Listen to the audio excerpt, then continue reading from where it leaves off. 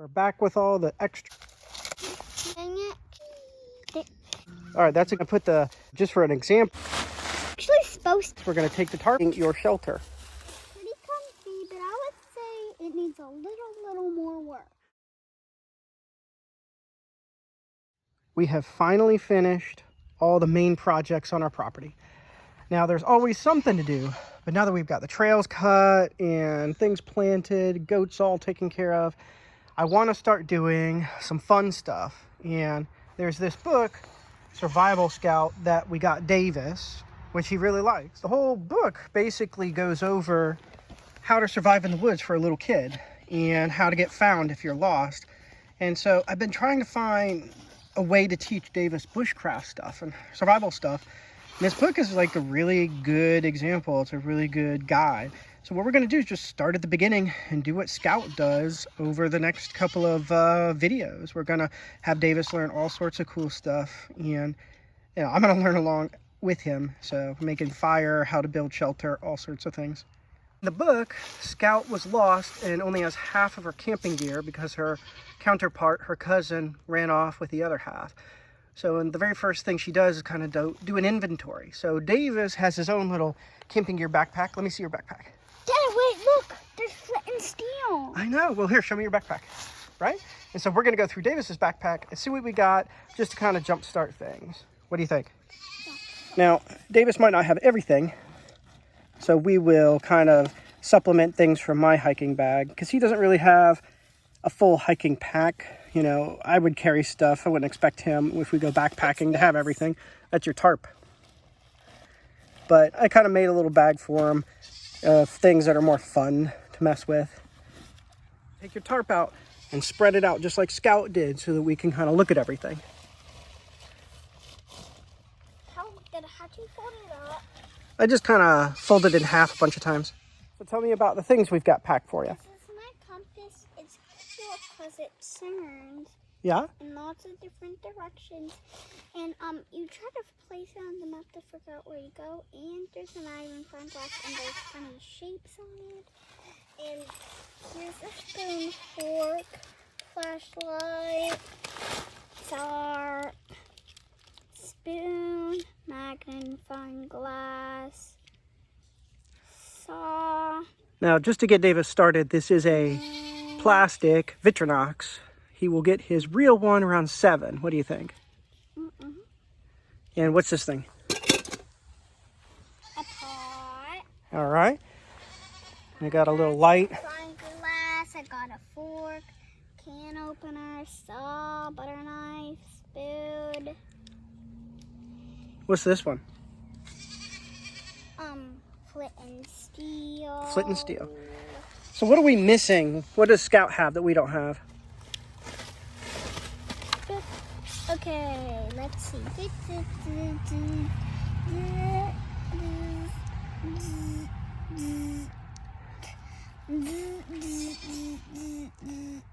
So what are the things we need to get? A notebook, a signal mirror, paracord, cotton balls, first aid kit, food. So we got a lot of things to figure out. Bear trap. Okay. Toothbrush, toilet paper. Let's see what we can do.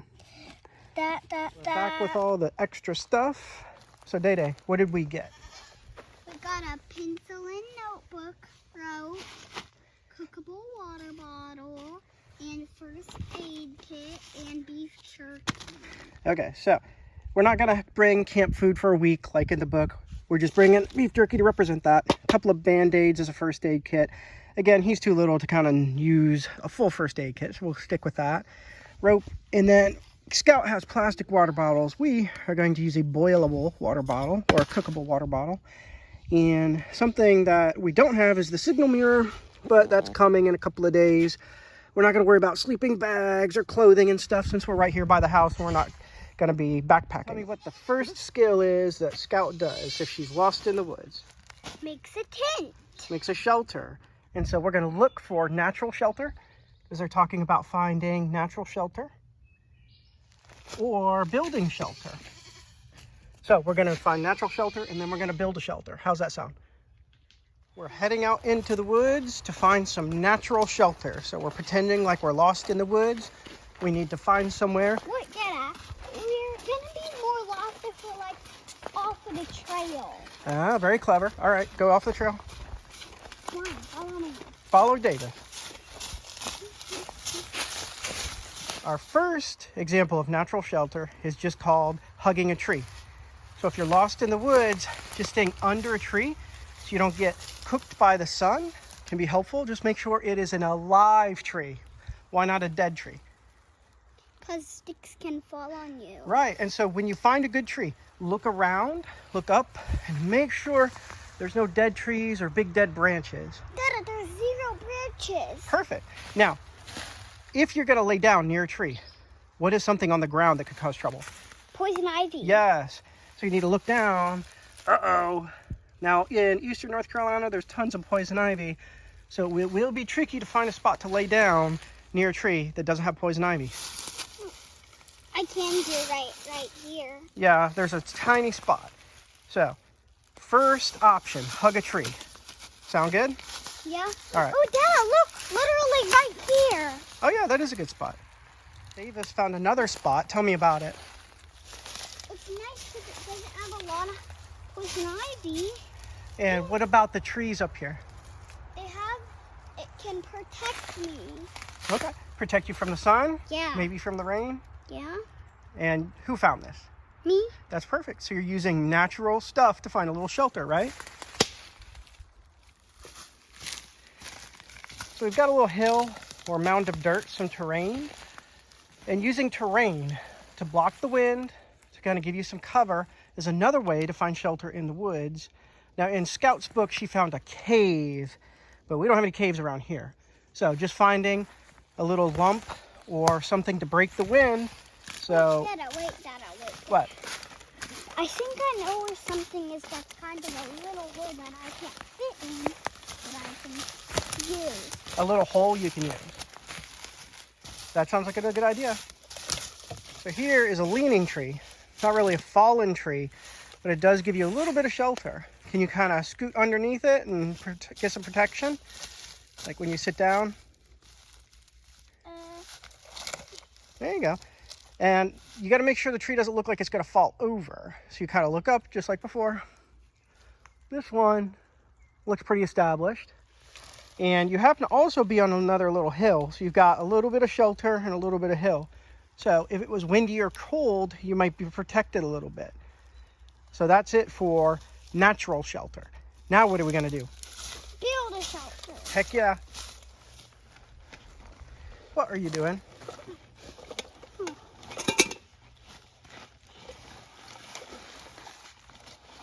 Aha, snack time? So Dede, what are the 3 rules of survival, or like how long can you go without air, water, and food? 3 minutes, 3 weeks, and 3 days. So which one is 3 minutes? Air. And which one's 3 days? Water. And which one's 3 weeks? Food. All right. This is day 2. We're trying to build our shelter. Davis found this tree to use as a top line or ridge line, but what do you think? It can't work because I would get out. So, If we use a different tree, might be able to work it. okay, we got to find a better one.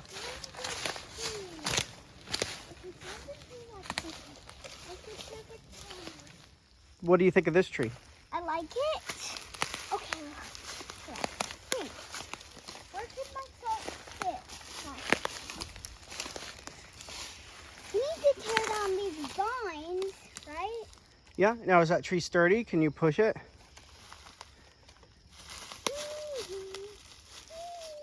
Good.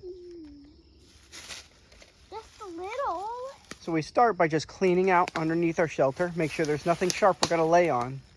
You see anything under there?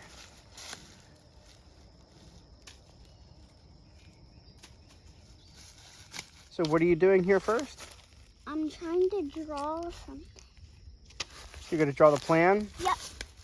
I mean, So this is a extra Here? step Davis is adding here. I think I said he wanted to sketch it out first. So what are you drawing? okay.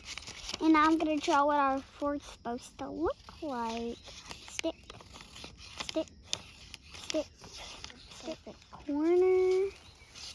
Growing, getting bigger. Leaf. All right, our next step is to find little sticks and they get progressively bigger and bigger. So just pick them up off the ground. Because this shelter we're making without any real tools. Dada. Look, there's 100 of sticks right here. We got our goats with us too. And all sorts of sizes. So we start laying our early sticks down at the bottom. You give it a little bit of a forward tilt. You don't want to go backwards because they'll kind of slide down.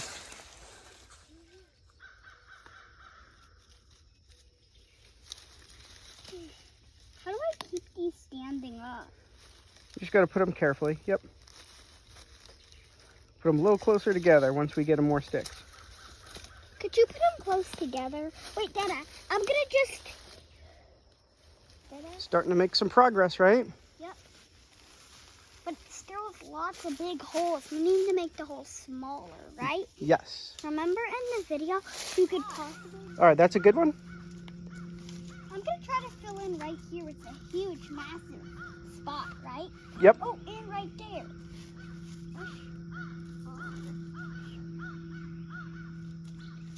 It's starting to come together. Just got to make it bigger. Side? Yeah, gotta keep working on it. We're finally finished with the sticks. What do you think so far? I like it. And looks pretty good on this side. And all the sticks on this side. All right, so we're just gonna practice scooting in real quick. So scoot on your butt kind of into it. And scoot all the way in so your head is protected. Keep going, keep going. And then lay down like you're pretending to sleep. What do you think? I like it. So do you feel pretty protected? Not quite yet. All right, scoot in just a little bit more. Go, scoot, scoot, scoot. No, Devin, no, no, no. No, no, no. There's spider webs. All right, so now we need to cover this thing up to prevent rain. So Could you help me get a hat? we, in our backpack, have what? A tarp. So Dada, could you help me put this in? the tarp is little because Davis just has a little practice tarp. A normal tarp should be like 6 by 8 feet. So we're just gonna throw this over and see what we got. So just for an example, we put it over on the side, but Davis has a good point. He wants to sleep on the tarp so he doesn't get cold on the ground. So what we're gonna do is put the tarp on the inside, and then we're gonna cover the outside with pine boughs. So that way we can kind of show if you didn't have a tarp, you could build this just with natural material. Sound good? And Dada, look, I kind of have some pine boughs right there that I found. Yep, we found some pine bough here. Now it's a little tall for a short guy, 5-year-old, to get it, but I'll give him some help. You just gotta break off big chunks and use it to cover. What? I can reach that thing right there. We're making some progress, getting pine bough and other branches. And this is hard work, right? Is it hard breaking those? So Daddy, what tool do we normally have that would help this job be much easier to cut down branches? Machetes. Machete, yes. But we don't have that tool in this scenario. We're pretending like we don't have a tool. But wouldn't a machete make this so much easier? Yeah. Yeah. But Dada, but in Scout Survival, Scout did it with hands. Yep, she did it with hand. I'm gonna go give this to the goat. Now we're gonna put these guys on, give it a little more density, a little bit more protection. Davis has run off to go find the goats to make sure they're not eating any roses or blueberries. So start putting some more branches on. I can still reach through the floor. I know, we gotta add more. Well, here, put these ones on and then we'll see how it looks. They're kind of big. Let's see if you can do it.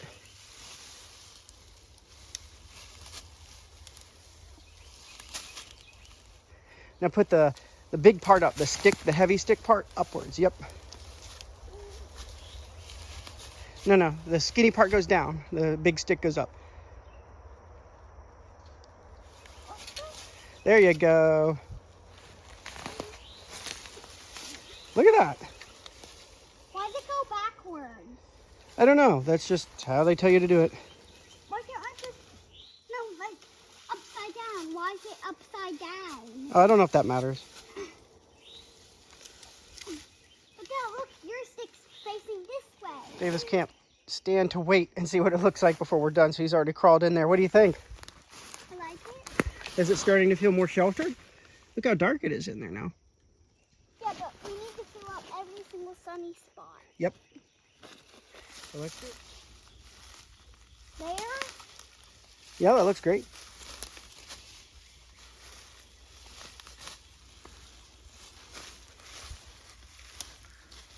Come on, Dada, let's put more on. Yes, sir. Hope it finishes it up. Daddy, I think that looks pretty finished. I need to see the other side.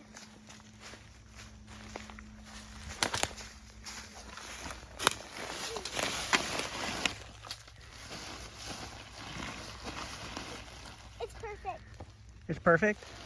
Wait, what are we doing before the final walk around? This. Let's make sure all the steps are set. Okay. Okay. Step 1, fortress. Going top to bottom. Good. Step 2, sticks. Putting on. Yes. Grass, no. Leaves, check. All right. So, so this is our A-frame or ridge line natural shelter. Davis and I made it like an hour and a half, so maybe. Let me go wide view here. Now, we covered it with pine bough on the outside. We are in eastern North Carolina, and that's what we've got. It might not be waterproof, but it's going to be pretty tight. So, why don't you crawl all the way in and lay down and pretend like you're going to sleep.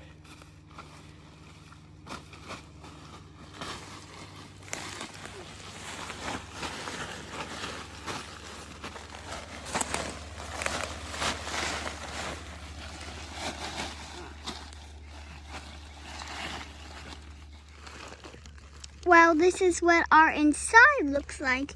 You can see not much outside of it. And you can see outside, because we do have to finish covering that part to lock it, so we have everything locked.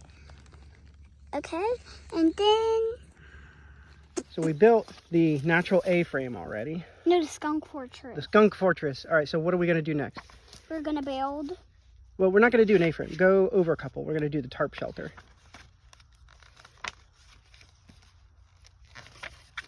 There it is. See how she does it? So that is if you have tarp and rope. You think you could do it? Now we have tarp and rope. Yep. The first step with our tarp shelter is to put up a ridge line or a high line between the trees. So Davis said he learned how to do what kind of knot? A pond. A pond knot. Can you show me how you do a pond knot over here? Okay. I would dare to do the pond knot. Special knot. It's like a pond. The dragonfly dives through the pond, picks it up, walks it down. Okay. See? All right, show me that again. How'd you do that? That was Just cool. like an X. All right. Do it again. The dragonfly goes into the pond. Make one more pond knot on top of it. Wait, You just gotta, do. You're actually supposed to do two. You're supposed to make it tight, because this isn't a type of very tight knot. Dragonfly knot. Then after I grab this part that's hanging, I pull it back up and kind of make a loop around the string. And there. Well, that is perfect. See, it's two pond knots, and actually 2 pond knots makes one huge knot, and it makes it really tight. Perfect. Now, Davis, this is going to be a little tricky because what I want to do is not cut the rope at all. We're going to do a shelter without cutting it. So, yeah, we run the guideline. So you want to go around it, like go all the way around to make another loop. Yep. And you kind of have to pull all that slack. All right. Yeah, you want to go around a couple times, and that gives it tension without tying a knot. What do you mean? Like just by looping it like that, you can make it tight so it doesn't fall at night, but you're not tying the rope and you're not cutting the rope. Next, we're going to take the tarp and just kind of throw it over. What do you mean? Just throw it over the line like you're hanging out laundry. Good. Perfect. and kind of make it neat, like kind of stretch it out. All right. Now, this part here needs to be on the ground. So let's pull it a little bit until that's on the ground. So. What do you mean? Well, I know it's confusing because this tarp is tiny. Let me kind of put it together here. I'll show you. I know this is tricky to follow along because I'm having to stop the video to do it. But I've run the line from the tree through the grommet, through the other grommet. And I just put a little knot here and a stick through it to give it tension. Now I'm going to do the same over here and run my guide line. What's the grommet do? They're just holes in the tarp. So can you find me a little stick like that first one? What's the grommet do? It just gives you a strong place to put the rope. So there we have Davis's shelter with a tarp, tiny tarp, without cutting anything. So Daddy, why don't you crawl in and lay down next to that stick just to try it out, see how it would work. I'm kind of scared. Scared of? What are you scared of? Not much. I'm just kind of like worried it won't be long enough. See? Now, if it was raining, do you think that would protect you? Yeah? See? But what about if it was raining this way? If it was raining a lot, you'd need a bigger tarp. But this works, huh? Yeah, but what if it was raining this way? Which way? The way the tarp has open holes? If it's blowing a lot, you'd be in trouble. But guess what you could use to cover it up? What? Some pine bough. You could put it on the side. Now, did it take longer to make... Why would I? Why can't I just get out of it? Watch this rain, go in my pine bough one. Okay. Well, see, we wouldn't make two shelters normally. Which shelter took longer to make? Pine bough. Pine bough, the A-frame. And which one took more energy? That one. The tarp took more energy? It was harder? This one took more energy. Right, the A-frame, the pine bough. Yeah. So if you're in a survival situation and you have a tarp and a line, you can make this really easy without using a bunch of time. You'd be in trouble. What if it's raining and blowing really hard? I know. There's a lot of scenarios you might run into. Now, a scenario you wouldn't normally run into is a goat eating your shelter. So Davis and Dada made a pine bough A-frame and tarp shelter, like in the survival book. Can you show them? It's very dark. There's only one spot of light, or like 4 spots of light in here. And it's pretty comfy, but I would say it needs a little more work. All right, well, show them your little tarp one. Ta-da! Uh-huh. I still want something to lay on in there. Yeah, we do need to get you a new tarp. And so this is his tarp shelter. This tarp is too little. Go over there and show him. Can you squeeze in? So Day needs a bigger tarp. But it does give him a rain shelter if he ever got caught, right? What? Do you think you could make this now that we showed you? Now that we made it together, do you think you could make it on your own? No. No.